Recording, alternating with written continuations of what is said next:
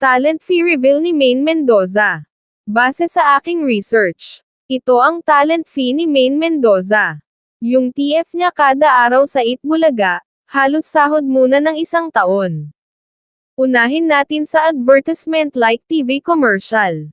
Ang TF ni Maine Mendoza dito kada project, ay 7 million pesos. Sa digital ads naman, 4 million pesos. Sa print ads, like newspapers, billboards, magazine, at iba pa, 2.5 million pesos.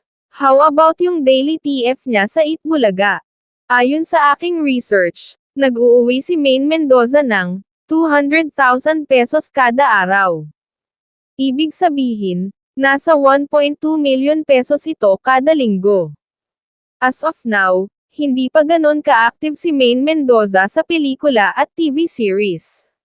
Pero parang hindi naman na niya kailangan, kasi as of 2020, nagmamay-ari si Maine Mendoza ng 5 branch ng McDonald's. Iba pa dito ang kita niya sa iba pa niyang mga businesses, investment, at real estate.